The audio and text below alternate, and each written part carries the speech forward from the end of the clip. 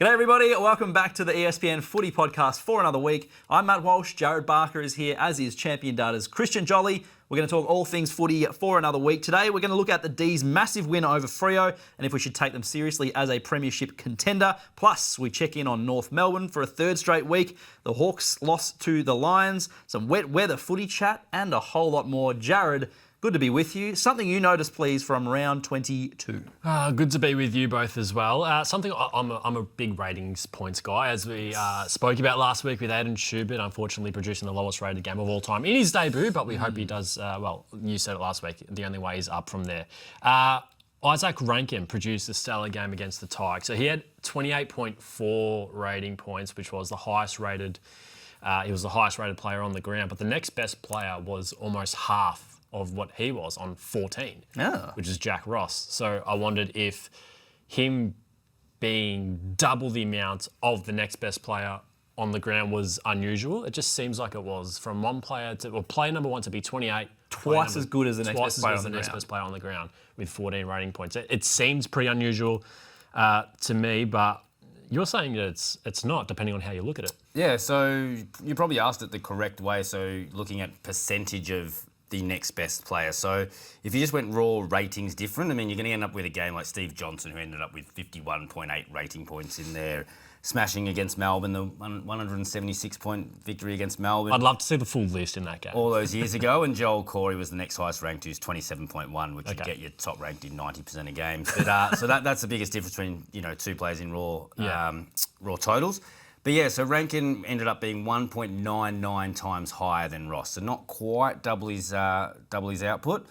Becomes the third biggest differential percentage-wise between the first and second rated player on the ground. So round 23, 2017, Franklin, 38.4 rating points ahead of Matthew Cruz, who was 18.7 in that game. So Franklin was 2.06 times higher, almost 2.1 times higher. And last year, Max Holmes in a game against North Melbourne had 36.5 rating points. Goldstein was second at 18.1, which is just over double. So yeah, this was just under double, third biggest differential ever. And just on his game, I mean, I think, a few people would have seen ranking points or Supercoach points got over 200, which is very, very rare. A very high score in that rating games as well. So had a look at why that was. 36 disposals at 83% efficiency, basically rates that up. So the only two Adelaide players that had a higher disposal efficiency than him was Josh Rochelle, who had 10 disposals, and Isaac Cumming, who had 15, and he had 93% disposal efficiency. You look at, I think there was 8 other players to have 20 disposals in the game. Amongst them, they had a disposal efficiency of 59%. So just because it was such a wet night, having so many touches and no negative touches just meant everything he turned into higher rating points and higher ranking points on both of them. You could see that watching it as well. Without him, I don't think they win that game. Without him and some brain fades from Richmond. But, and the brain fades to me, if we're going to talk about that, but brain fades were from the veterans. So I was watching that and I almost put a Richmond Tigers hat on because I was supporting him just to try to get him over the line. And felt a little bit dirty in that last quarter of who was giving away the 50s, who was sliding in below the knees. The turnovers in the back line seemed to be all their experienced premiership players. And I just thought, geez, that's hard Especially one. in such a low-scoring game. And the young guys had done everything that they could have to possibly get that team over the line. And they were sort of let down by some of the older heads. So. Good noticing from you, JB. Christian, something you noticed from round 22, please. Yeah, I'll give you 2 quick ones. So we talk about double 100 games. So we had another one. We're going to talk Freo Melbourne very, very soon. But both teams hit 100 in that game. For the 13th game this season where both teams have had 100. But interesting, Melbourne have played in 5 of those games. So as I said, we'll get into Melbourne a little bit more. Probably doesn't surprise me when I look at their profile. But it's the most team has been involved in double 100 games since North Melbourne in 2013. So a lot of scoring going on in Melbourne games. But also on the Melbourne, stick to the Melbourne theme. Since round 13, number 1 player in the competition for scoreboard impact, Harrison Petty. 25.5 points per game, made up of 2.7 goals per game, couple of behinds, plus 2 score assists per game. So 25.5 points scoreboard impact is how much you're getting on the scoreboard base from 6 points for a goal, 1 point for a behind, 6 points for a goal assist, 1 point for a behind. Does giving away a 50-metre penalty work the other way for you? No, so you don't lose anything for conceding a score. But a surprising name. So he's up there ahead of Logan Morris, and I think it was still Charlie Curnow third or Nick Watson third in that time as well. So Some pretty good names doing it for half the season. And yeah, one of those players that probably a couple of years ago where Adelaide offered up, I think, 2 first-round picks and everyone thought, well, Melbourne's ridiculous for keeping him. He's sort of kept Melbourne's forward line buzzing and humming along nicely. Well, he's repaid the faith and he's a great competitor. Yep. And his scoreboard impact against the Dockers was undeniable. But like late, I mean, he had that brain fade, gave away the 50 in that fourth quarter, but he was instrumental in that fourth quarter when the Dockers kind of looked like running away with the game and he was just happy or able to help drag his side back into the contest. We will talk about the Dees a little bit later. I got 2 quick ones as well. First one, Bailey Humphrey's decisive fourth quarter goal for the Suns over the Giants. Also a wet game, also pretty low scoring and scrappy. It was a bit controversial because it almost looked like he dragged the ball with his leg over the line and the umpire, the soft call was a goal on the field and it sort of had to go upstairs and stayed upstairs for a while. And in a game that ended within a kick, it kind of became a bit of a controversial one. But on this pod, we've talked about whether a ball brushing off a leg counts as a disposal, especially when it comes to things like the last touch out of bounds or the last disposal out of bounds rule. And you've been very strong in saying that champion data does not count those as kicks when it just brushes a leg, even though it might turn into a score against, but give it into a free kick against. But what is interesting about this one is because it was a goal, it had to be a score and it had to be a kick. Yep. So I was going to say, is that kick that turned into a goal, is that a kick anywhere else on the ground for champion data? No, it wouldn't be. I mean, a kick is a deliberate action that you hit the ball with your foot. I believe, I wasn't around when it was, but sort of the way I understood it is this was the only thing, there was a few things passed down to us from the AFL when they gave champion data the license to cover stats. Yep. They didn't, it was up to champion data what a hard ball get wide, what was a contested mark, what was a contested possession. That was all defined by Ted Hopkins and his crew back then.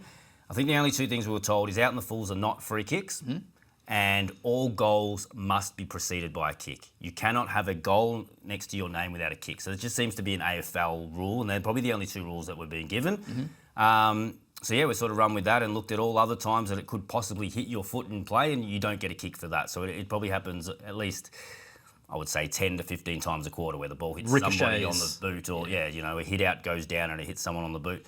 We started calling those kicks. You're going to end up with at least, as I said, maybe 40, 50 more kicks per game for every team, maybe another 5 or 10 kicks for players that just happen to hit their boot.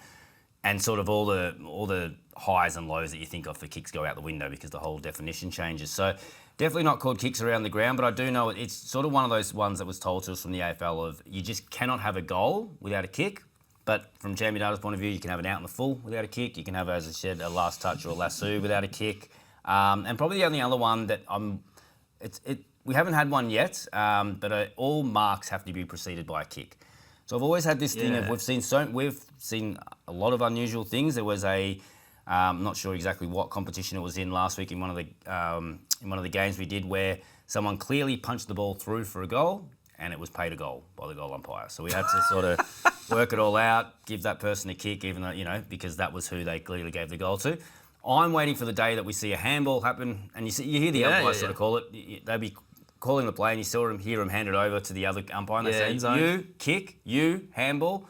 I reckon they're going to mess one of those up one day. So you kick, the guy marks it and he pays a mark and saying, hang on, the guy's just handballed to another guy who now they've paid a mark. So it'll be interesting what we'll have to do back if that ever does happen. That's going to cause a bit of angst for me. But yeah, that's about the only one is goals and marks have to be preceded by kicks. And there was actually 2 this weekend. So I think it was Jack Martin in the Geelong Essendon games also credited with a goal.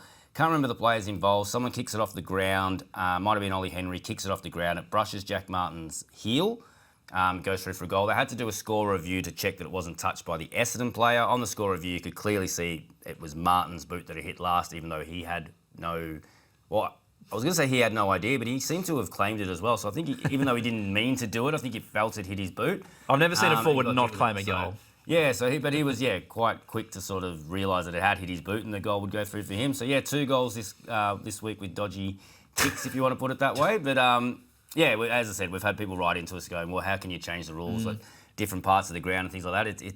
We're not really changing the rules. It's the goal that sort of just, overrides everything else, really. So you don't think Bailey Humphrey intended to do that? So I could be wrong. I reckon he did mean it. Oh, sorry. I must admit, I haven't watched that one in slow motion. So going back to there that should point, be a more objective it might have been a kick if he meant Surely it. there's I a more haven't watched objective it. way, though. It's It's like more the accidental ones. He looked like he knew he was trying to do something, but It was, I mean, maybe we'll get the vision up on YouTube, but it was You can just, see his right leg sort of flick at the last second. yeah, to and then his try left leg goes get up to try and make sure it doesn't touch the I reckon ball. It was high it was an IQ. effort, but I think it was just lucky that the soft call was a goal and it was impossible to overturn in the end. Did you say before that someone punched a ball through and it was paid a goal?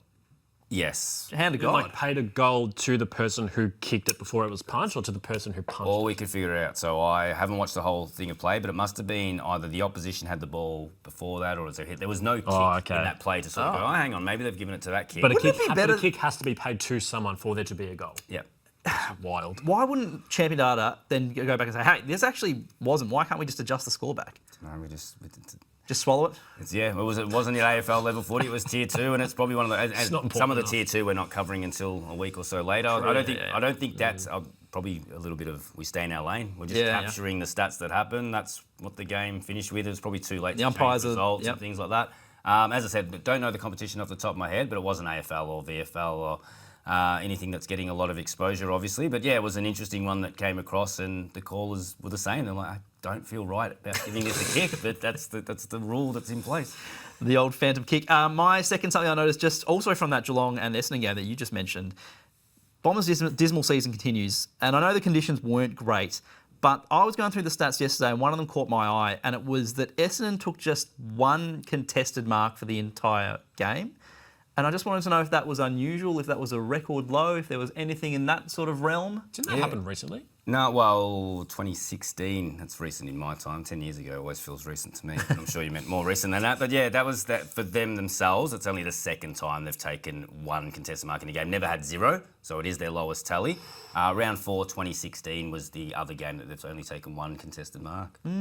Have any teams not had a contested mark in a game? I know the Dons haven't. They've had at least minimum one. But is it, in terms of recorded history, do you know off the top of your head, or am I throwing you off? No, you throw me on the bus, but I reckon I could have it by the end of the pod. Yep, cool, no problem. We're going to start with Saturday. Some are saying it was the game of the year, JB. Bathing sunshine at the MCG, the red ball was there, nice Melbourne crowd up and about welcoming the Dockers. The Dees beat the Dockers 113 to 109. And just an aside note for that, so the first team to 100 actually lost. So maybe we'll get some numbers on that as well. And it sent the competition into a bit of a spin, and many are wondering two things in the wash-up. Are the Demons legit? And are we worried about the Dockers in the last month of the season, given their position and given how they have sort of sewn up these home qualifying finals, and whether they're just letting their form slip, JB? We talked about it a little bit last week. Yeah. Christian, maybe let's start with the game itself and how that unfolded, because when two teams hit 100, it seems a little bit against how Freo might want to play. And I don't know if that's something that Champion Data has noticed as well, or if that's just an observation that we're making. So we'll start with, just quickly with you spoke about first to 100. So I looked at some numbers here. So that was only the fourth time this year that the team that got to 100 first has lost. So we've sort of seen 105 games where at least one team has got to 100 points this year. 101 of those have won, so a 96% winning record, extremely high. As you'd expect. But looking at previous years, it's actually the lowest since it was back to 2008, where it was only 95% of the time. So I think there was 7 times where a team got to 100 and lost back in 2008, and that's only happened 4 times this year. So once last year, 3 times the year before, 3 times the year before that, 2 times. So not a huge number, but as I said, it's a rarity still. Yeah, it's still a rarity, but yeah, happened a little bit more than ever. But yeah, looking at the sort of the way the game was played, and it basically came down to the scores from stoppages for both teams. So talking about general play and away from the stoppages, that's where Melbourne really sort of beat up on Freo. So Melbourne won the post-clearance contested possessions plus 34. So we'll go back to the scoring in a second and talk about how important stoppages were. But outside of the stoppages, it was being able to just swarm those contests. So we've spoken about Freo earlier on in the podcast a few weeks ago, where we were talking about their big runs that they've gone on, and it was pressure, it was handball, and it was contested possession. It was just bang in, get the ball first, and out pressure. And it was almost like Freo were of the thought that we probably can't do it at our best for 90 minutes. It's just exhausting to try to do this for 120 minutes across the game. It seemed like Melbourne actually brought that heat and kept it up for 120 minutes. So I was working on the game, and it probably got to about 10 minutes in the last quarter. You could see Melbourne's contested possession rate, you could see their pressure, and you thought, can they keep it up for another 20, 25 minutes, or will what's usually happened with teams that have played Freo, where Freo just sort of the damn wall burst and Freo finish it off? But yeah, Melbourne kept to the task. And as I said, just kept winning those contests away from the game. In Fremantle's forward 50, they were -9 for contested possessions in their forward line, which is their second worst game this season. And it sort of led to their ability to get shots from on the run. So they scored 86 points from set shot, which is their second most for Freo this year, but only 22 points from general play, which is their fifth fewest. So it was the same thing. You don't look at that game and say, geez, Fremantle were exposed and there was weaknesses here. No, I mean, they still scored 109 points. And they still scored, I think it was 14 goals, 4 from those set shots and very accurate. But it was just those little extra parts of the game where Melbourne sort of, as I said, winning those contests away from the stoppages, and also being, that defensive line sort of going, well, if they don't mark it, we need to be the first there and to mop it up, which they did really, really well. Can Melbourne sustain that sort of just trying to outscore everyone in finals? Because finals, correct me if I'm wrong, they're usually more, you talk about the control versus chaos games. Yep. They're always more very chaotic. Very fascinating for me to finals this year. So it's been control, chaos has been almost, so control was where we spoke about a game would have more marks than ground balls, and chaos is a game that has more ground balls than marks. That's at a game level. You can also do it at team and opposition level. So how often as a team do you have more marks than ground balls than you're playing with control? If you give up less marks than ground balls to your opposition, you're forcing them to play chaos, etc., etc. This year, it's about 73% of games have been control, which is the highest percentage we've ever seen. So that's going to change. In a home and away season? In a home and away season. So it's one of those, we've laughed on the pod before, once champion data sort of finds a way to measure things, that's when clubs can sort of start to dictate terms. And it seems like clubs have really wanted to play a control game this year. I think the stand rule has helped and things like that. So they almost every team's trying to sort of avoid that chaos. But we know that when it comes to finals, I think, especially later in the finals, I think from week 3 and 4, especially prelim and grand final, 80% of those games are chaos in the past. So it'd be interesting to see such a control year this year, how chaotic does final gets. But sort of going back to your point, I think the biggest thing with control and chaos for Melbourne is, as I said, that kamikaze stuff, the 100 points that they're giving up. So, the 100-point games where they've scored 100, but they're giving up 100 as well to their opposition. That's the one issue, or, the one sort of flag that I have for Melbourne going into the finals this year. And you have a look this year, they're currently ranked 15th for points conceded from turnover. So one of the top 5 or 6 scoring teams, but the way they get beaten is on their turnovers. Because they are playing such a high risk, high reward game and helter-skelter, they haven't been able to protect themselves from turnover going the other way. So no team since 2004 has won a final ranking in the bottom 4 for points conceded from turnover, which is where Melbourne sit at the moment.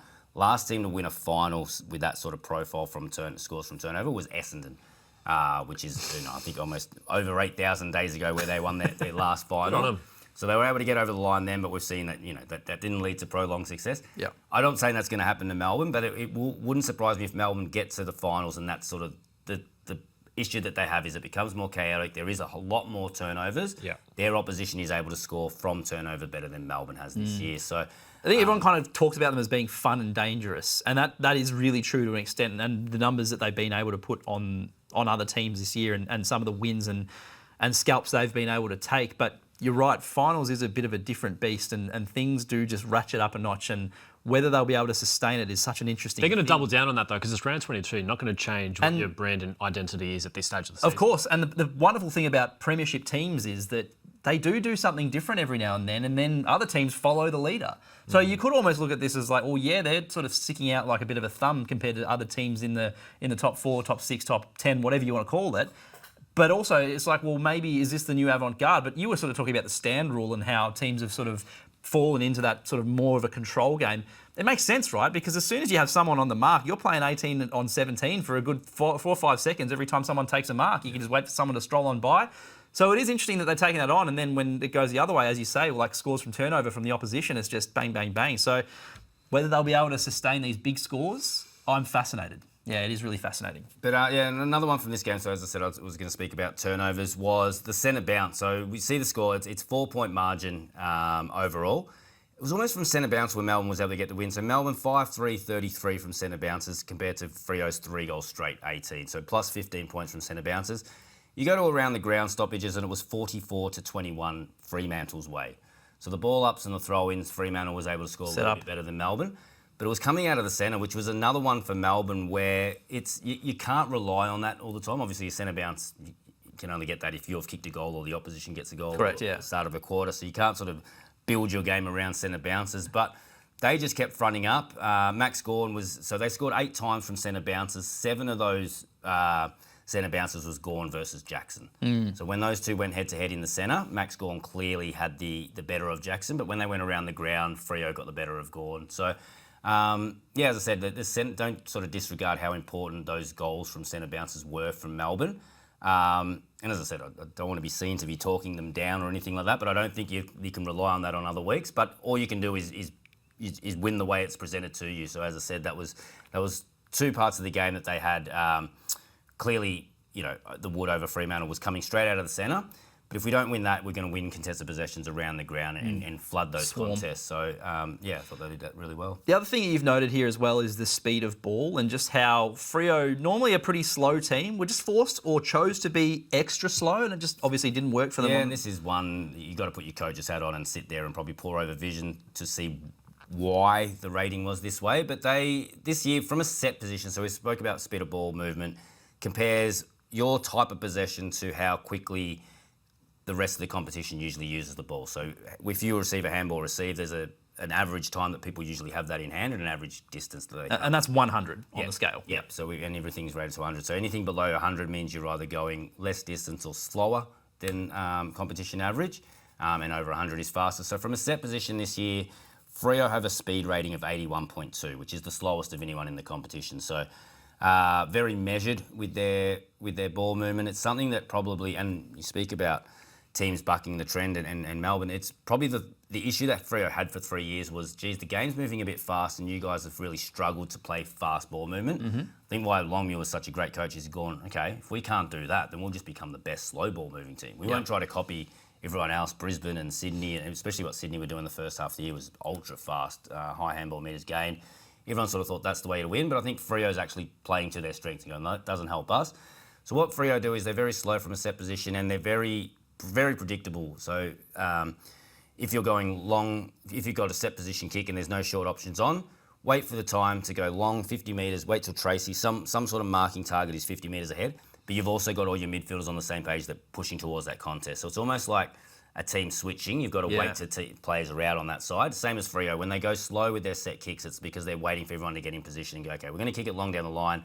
Probably not going to mark it, but we're going to have enough representation at the foot of the pack to which is win where it. Melbourne beat them on Exactly, Saturday. and So that's that where post-clearance Mel- contested possession. So I think Melbourne read that and said, okay, we're going to go with you at all those. We're going to follow your midfielders because they know where the ball's going, and we're able to beat them too. But even their set position speed rating was 53.6, which is their 4th slowest game this season. Almost half. Took them half the speed of moving the ball from set kicks than usual. So you'd have to look at that and whether that was indecision because it was Melbourne, or whether it was forced, or whether it was a choice. Yeah. So, Could be the Dockers trialling something new. Yeah, you wouldn't want to flirt with. Well, we'll get onto the runway if you want to. They have the beauty of being able to do that. Now's not the time of the year to probably do that. So we saw Sydney change their style just after the bye rounds. It's something I just spoke about in the office just before I got here. Is teams, don't usually change too much, and you just mentioned Melbourne then, and how much can you actually change going to finals? You'll tweak and you might go back to something you were doing at the start of the year that you've fallen off of. But I don't think any team that's been successful in the past has brought something new to their game this late in the season. You are who you are, and you've got to embrace that. Last week, we said that Melbourne had more to play for in this game than Fremantle JB.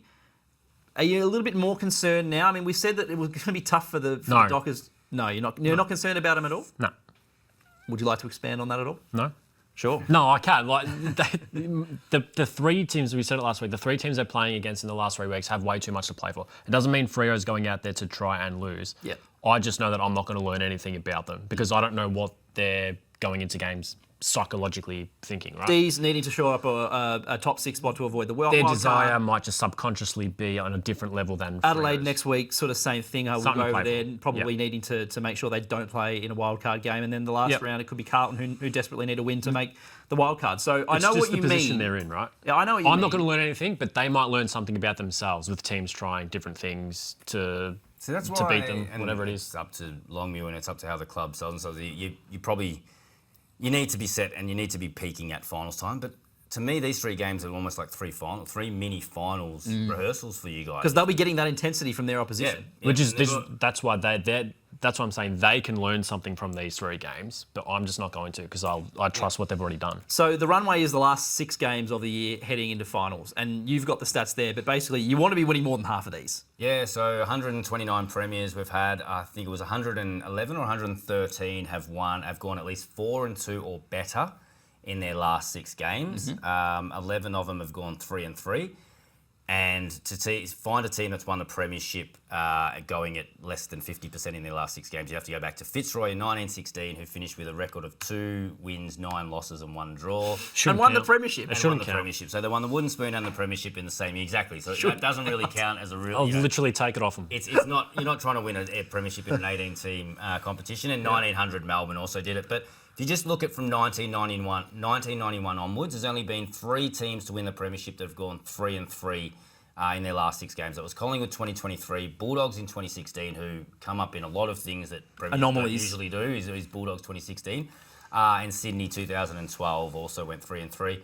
But yeah, most of the others have gone 4-2 or better, including 3 of the last 6 going 6 and zip. So it's pretty obvious. Good teams are going to win flags, so it's a little bit of causation, correlation. But what this spreadsheet, I think, just reinforces is you can't flirt with form at the end of the year. I think, and there is people out there that are sort of similar to Jarryd, that looking at Freo and going, well, they don't need to win games. They can just get...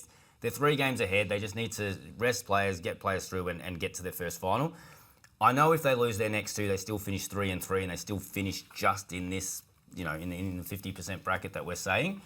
But it does sort of show you that you probably can flirt with your form and change things around the bye rounds up until about round 18, but come round 19 onwards, you've sort of got to be back to your better form. So, and it's interesting at the moment, if you look at we're 4 weeks into a 6-week, into this, the runway, runway for this year, and there's still 10 teams, so 9 teams that are 3-1 or better in the last 4 weeks. So I'll reel them off. So Geelong still in, Geelong are 4-0. Still a chance to win the premiership. Freo right up to it, 3-1. Sydney 3-1. Hawthorn 3-1. Carlton 3-1. Brisbane 3-1. Adelaide 3-1. Collingwood 3-1. Melbourne 3-1. And then the one that drops to 50% is the Bulldogs at 2-2. So even though I know Collingwood, Carlton, maybe even Brisbane are probably seen as being, a step away from winning the premiership, or maybe Brisbane's a step closer to Carlton, Collingwood. These guys are still sort of showing that they're hitting form at the right time of the year to go in and hit finals, and maybe not win a premiership, but maybe win 1 or 2 finals because you are playing at your best form. So, it's something you monitor towards the end of the season. But as we sit here at the moment, there's no team that's sitting in the top 5 or 6 teams where you're sort of looking at their runway going, well, they're starting to falter. So they're all doing quite well at the moment.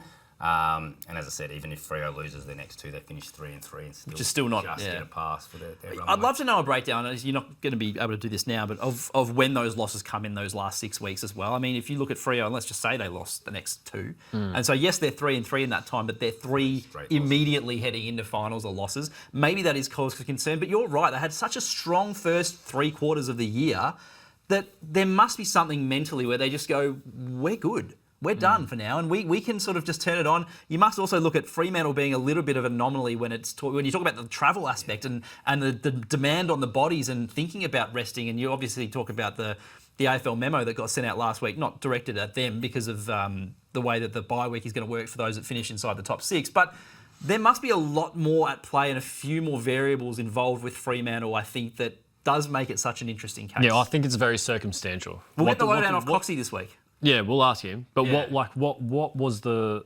position of the team that was 4-2 or the teams that were 3-3? Where were they? How far ahead were they? I think circumstantially, when you look at it, it could uncover a little bit more as well. But it is very interesting. Dockers fans? I can't wait to see team selection in round 24. That's going to be the best. Dockers fans, let us know at Footy Tips on Twitter or at ESPN Footy on Instagram what you think. And don't forget, as we said, so Red Time will be Coxie this week. A rare loss. His first loss as a Docker? Is that right? Is it? I think that was his first loss as a Docker. Did he play... No, he didn't play against the Giants or the Cats. No, that's... Yeah. So I might have to get the lowdown from him on just how the vibe is down there at the moment and what their last couple of weeks looks like. North Melbourne broke through for a crucial win over the Bulldogs on Thursday night. Nice to see the Kangaroos in primetime footy. Thursday night, I know they pioneered Friday nights back in the day, but it is nice to kind of see them in primetime. They don't get a lot of love in that time slot. and for them to salute against the Dogs as well was really nice. The crucial win, it wasn't crucial in terms of their finals prospects, although they are technically still alive. You won't give them much of a chance though. But crucial to end a 5-game skid and a bit of discontent around Coach Alistair Clarkson and whether the team had been improving and all that kind of stuff. We've talked Christian on this podcast in the last couple of weeks about how North had been pretty unlucky in a few games this year where they're actually moving the ball pretty well into their forward line and getting decent looks at the big sticks, but just weren't quite being able to finish it off. And it came together beautifully on Thursday night for them. They were very accurate in front of the big sticks and just blew the Dogs away. Yeah, so that was that first half against the Bulldogs with their 4th best shot at goal accuracy for them in a half this season, but their best since about round 11. So I think their 3 better halves were round 1, 6 and 11. So really been second half of the year where accuracy has sort of started to bite them. But yeah, it was sort of good watching on that night and just seeing that first half accuracy was on point, and it gave them the confidence to sort of, I thought that carried through. You know, the accuracy sort of dropped in the 3rd and 4th quarter, but I think they got enough confidence from what they were doing. They were able to put the game away. So yeah, this year, yeah, best number 1 team for finding a mark from a kick inside 50 and the 4th best at overall retention. So that's the money kick. It's only one facet of the game, but it's a pretty important. And it's a big tick game for them this year. Yeah, and it's. We always say when you're a team coming up from the bottom or rebuilding or whatever you want to say, you need to have an identity. You need to have something good, and it's probably something we struggled with North Melbourne, and they've probably struggled with themselves is what they want to be good at. They've got these great youngsters in the midfield, but they haven't really worked out whether they're going to be a high clearance scoring team or a high turnover team or a team that's going to be high pressure and things like that. But what we have seen them sort of do well is, that skill in the front half of the ground, especially before that last kick of goal. And as I said, they had the number 1 expected accuracy of any team this year, so getting the easiest shots at goal, but the second worst actual overall, this is from set shots, second worst overall accuracy. So just not nailing him, but as you said, on the night, that turned in the first half and it seemed to give him confidence. Yeah, I mean, it's not like they dominated possession either. I mean, they lost the inside 50 count by 10, but still had the better part of the scoreboard, both expected scores and the overall final score as well. So, you know, just nice nourishment. I mean, I know that Clarkson had been under a bit of pressure, JB, going into that game after 5 weeks and whether North had improved. But I think clearly you can kind of see where it is coming from. Yeah, unnecessarily under pressure as well. Most wins now since 2019, more competitive, clearly to the eye against the better teams this season. There's clear progression there. I think the win-loss this year always needed to improve on last year. And it has. It just hasn't been as big a leap as what many might have been hoping for. It didn't need to be, though. I think the finals expectations for this year were somewhat unnecessary. They didn't need to do that, even though it's something good to strive for because of the new wild card being introduced. But I think that was the expectation. Next year, it definitely needs to be the They had to be in the hunt for the wild card. They still are, technically. Yeah, mathematically, if they win by 200 points the next 2 weeks and can't lose their next 2, then yeah, they can make it. But that's a good position to at least be in. Mathematically, in the hunt for wild card with 2 weeks remaining is something they haven't been able to do, right? That is a good point. Christian, you at Champion Data do the Premiership Standards Report, basically 30-odd stats where you sort of look at where you rate and if you're in the top 6, middle 6 or bottom 6 of those stats. Looking at 2025 to 2026, there's a lot less red and a lot more white, which is not green, but it's a lot better than it was. Yeah, so last year, looking at there's 32 stats on the Premiership Standards. There was only talk about top 6 being green. There was only 2 stats on the Premiership Standard reports that North were in the green for, in the top 6 for. That was points from stoppage and clearance differential. So I know I just spoke about identity and sort of it didn't sort of carry on from 2024 where it's like, okay, they're building a clearance thing. That was sort of one a little bit out of the box. We spoke about it when we speak about Carlton and some of the other teams. It hasn't been a sustainable way to play. To be able to have to rely so much of scoring from stoppages isn't going to get you sort of right up to the top echelon of the ladder. So there were 2 stats that were starting points for North Melbourne of going, okay, we've got a good midfield and we can score from clearances. But of the other 32 stats, there was 14 stats they ranked 17th or 18th. So not even just red, they were bottom 2. They were bottom 2. So 17? 14 out of 32. So yeah, almost half the stats that they were bottom 2 in. This year, there's only 1 stat in green, so only 1 stat for the top 6, and it's score per inside 50, and it's what we just spoke about, the ability to hit targets and find guys in the right position. But going the other way, there's only 3 stats, 17th or 18th. So talk about little wins, green shoots, however anyone wants to sort of look at it. Is North, they're not setting the world on fire, but you have to look at that and go, okay, they've gotten out of the dire and the as you said, the bottom 2 of those of key stats in key areas. They're actually become more competitive in where they're just ranking 10th to 14th to, or between 8th and 14th in a lot of stats this year. So, nothing to write home about in terms of, premierships are coming and finals are coming. But if you want to compare their last 2 or 3 years to this year, you've got to say this year's been a big tick in terms of just becoming more competitive and playing, I think, a better style of footy that's stacking up with the rest of the competition. So just a couple other stats I looked at. This stage last year, quarters won. They were 26, had won 26 quarters at this stage of the year, lost 57. This year they're 39 and 43, so won 13 more quarters. It's almost a quarter, almost a quarter more per game that they've won this year. Break it down to 15-minute periods. Last year they won, at this type of stage of the year, they'd won 60 15-minute periods, which was 15th across the competition.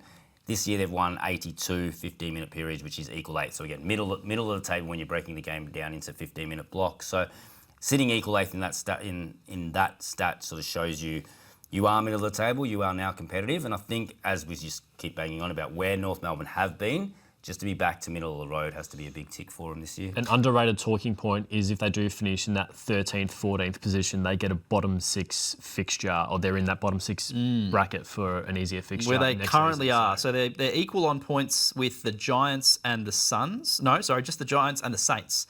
But their percentage is quite a bit behind of that. So you would expect at this stage, I mean, unless they can sort of reel off an extra win here or there, that they probably will get that fixture.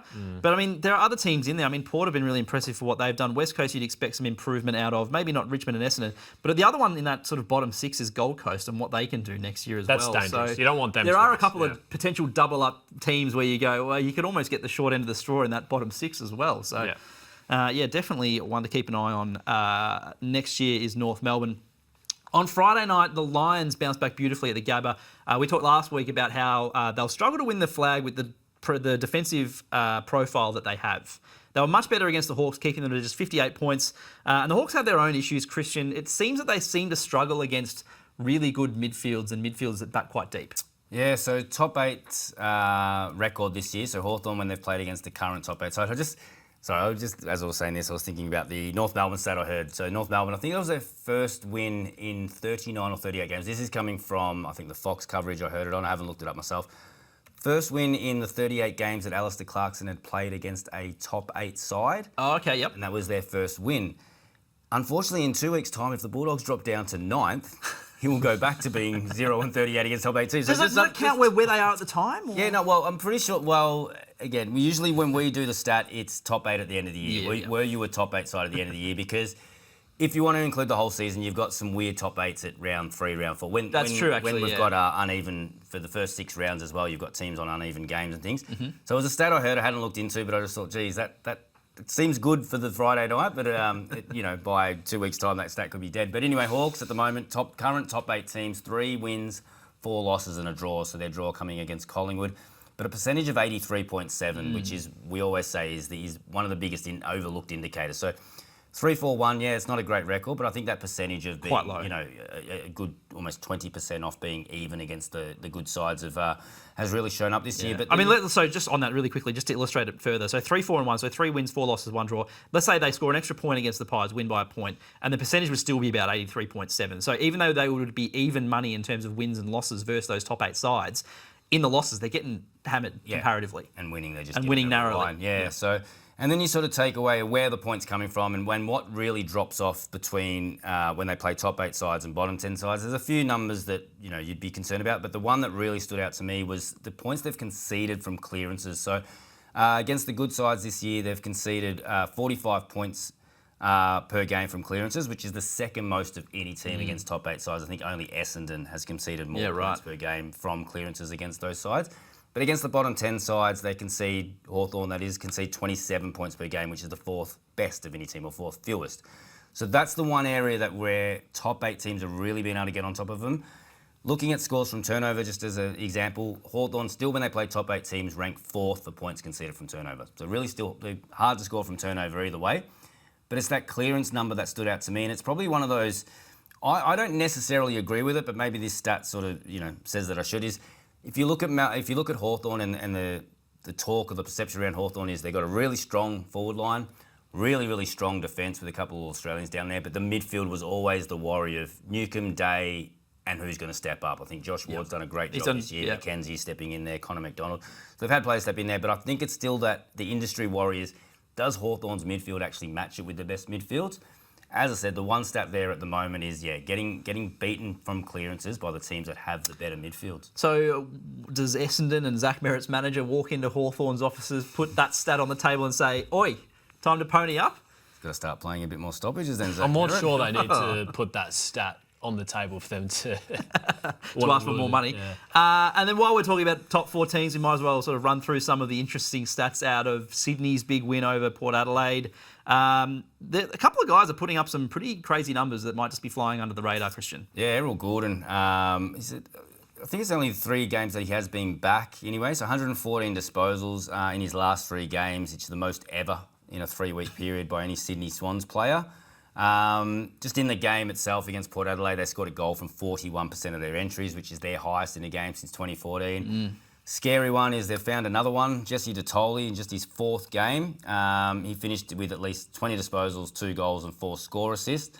The second fewest game someone's played to have reached those numbers, that have 22 and 4 score assists. Michael Barlow did in his name game. always comes up. He was a mature ager at that point too. So Jesse Detoli, I think he's 2nd year on the list, so he's not as old as Michael Barlow, but I watched him play and I just thought, wait, they haven't played this guy for 2 years, they haven't needed to, and he stepped right in and he just looks, I can see that guy actually having an impact in finals, just the way he played and how dynamic he was. So another scary one.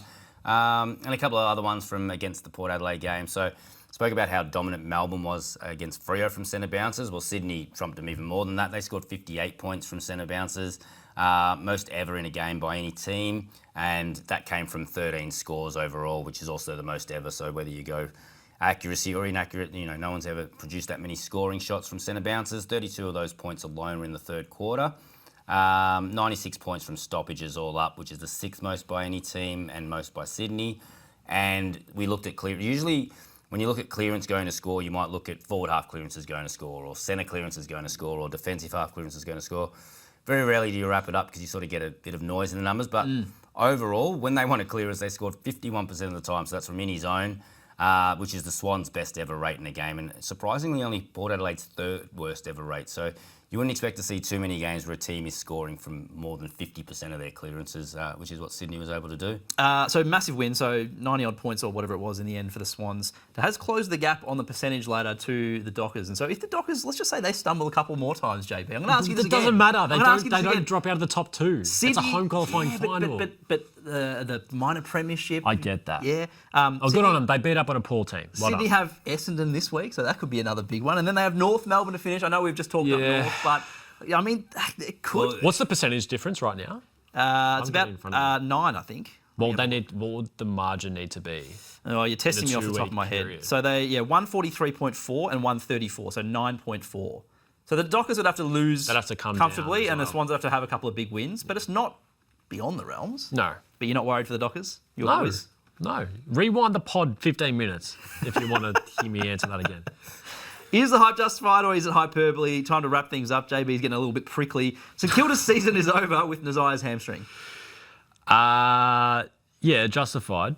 But, I mean, even if he didn't do his hamstring, their season's over now. 2 games. Look, it's not technically, but 2 games off top 10 now with those sort of injuries. I can't see them making it just because I trust Carlton to win at least one more game. And I think the Saints, who they have left, they have Richmond and Gold Coast. Yeah, so they could and should win both of those games, which will put them level with the Blues. But as I said, I think the Blues will win at least one more. So, I think it was all on that game on Sunday, and bitter blow so early in the game on Naz. Well, it really sucked the life out of the stadium when it happened. It did. The collective gasp of it all was was obvious through the TV as well. I wasn't there, but. Yeah, I don't know. How do you assess St Kilda's season if it is to be the end of it? We talked about it a few times on this podcast. Yeah. We've raised the idea whether they have actually truly improved or not. I think, yeah. And at different times of the year, different opponents, it's all sort of, a bit up and down.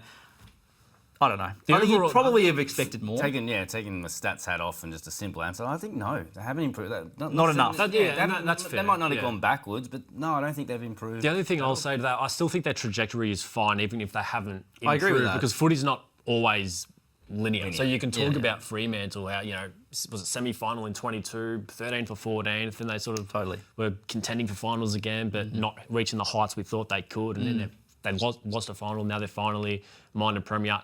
The Saints did make a semi in 2023, I think it was, or elimination final, and that was a long time ago now, but I still think the group can do something, but they clearly need to improve. Yeah, I mean, look, these sorts of injuries don't help. But then also, you look at Max King, barely got on the park, and when he did, he didn't last. So they've been a hit with the injury stick a bit, and I don't know whether... Sam Flanders injury, exactly, unlucky. Sinclair's another one who was on the bench on Sunday night. So, yeah, it's been a disappointing year, but I think you're right. It's not going to be a linear thing, whether it's sort of up and down or they maintain. I think they'll be able to bounce back. The trade period last year and what they did in the off-season can still come to fruition. It doesn't have to be this season. I think it's also, to your point, just a shame that it's an expanded top 10 and they are still likely to miss finals. It's very St Kilda.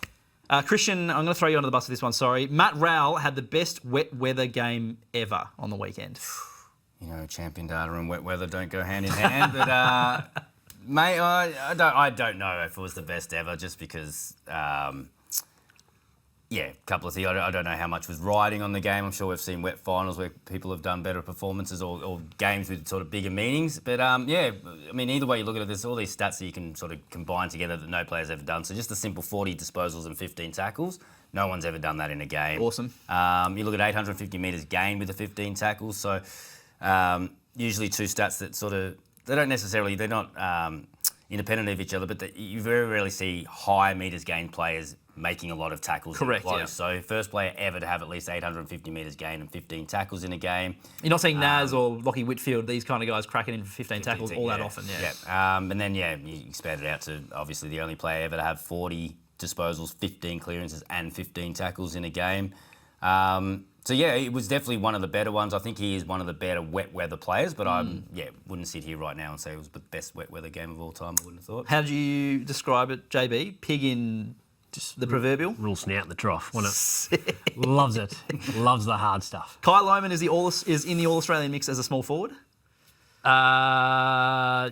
Justified. He's in the mix, but I'm not sure if he's in at the moment because the forward pocket's probably locked away by Nick Watson. Do you go three talls?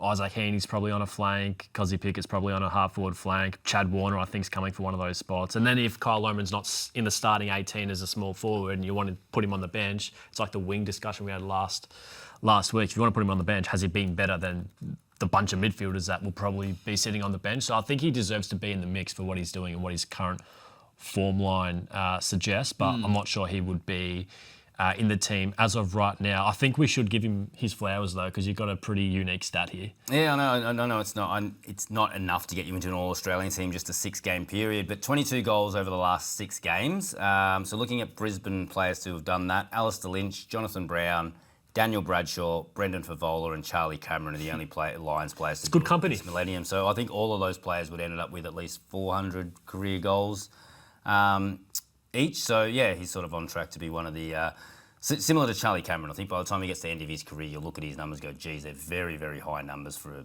guy that just played permanent small forward. Totally. I mean, even just looking at we've talked about like Freo and how dynamic their forward line is in terms of just the goals kicked by the players there, but Brisbane's a bit like that too. So Logan Morris, 51. And then the two smalls, Charlie Cameron, 46, and Kai Lohmann, 46 this year. So 3 players over 45 goals in a season. And 2 of those guys being smalls, I think is very impressive. Yeah. Very impressive. All right, final one before we wrap things up for the day. Christian, Taylor Walker announced he'd be retiring at the end of the year. He has the purest set shot of anyone in the AFL. Yeah, again, stats hat off and just watching... his action for the last, how long has he played? 13, 14 years. It is just the most, I don't know if simple's the right word, but it's the perfect Fluid. action that you would want to teach a person. It should be, it's easily recreatable for him each and every set shot. There's no leaning back, there's nothing, there's no unusual ball drop, there's nothing that he's compensating for. Very technically proficient. So very technically proficient. The clear one-hand drop over the foot, and it's been so consistent for so long. So yeah, I think so. I think if you had to sort of get a bunch of set shot videos to show someone how to improve their set shot kicking, he'd be the first one I'd be queuing up to get a hold of. It was always said that if you're struggling with your goal kicking, you should get Fev down to the club and pay him to do it. I think and Ben Dixon's been the goal kicking guru recently. Is that right? Maybe Taylor Walker will be the next one. Yeah, get Tex down. All right, good stuff. Don't forget, we got Red Time with JB and Coxie every Wednesday on YouTube and podcast. We'll be sure to grill him about the loss and see how the Dockers are going to respond. ESPN Footy Central, of course, on Disney Plus with Herd and Dermy. And we've got a draft special coming this week. Depending on when you listen to this, it may already be out. We're going to get Jasper Chelliper, our draft expert, in, talk all things national champs, the top prospects and how they're running around in the state leagues as that season goes on as well. So plenty to come. ESPN.com.au/AFL or on YouTube, wherever you get us. We're kind of everywhere at the moment. It's good stuff. JB, thank you. We'll speak to you next week. Christian, thank you very much for joining us. And to everyone at home, we'll speak to you in the next episode.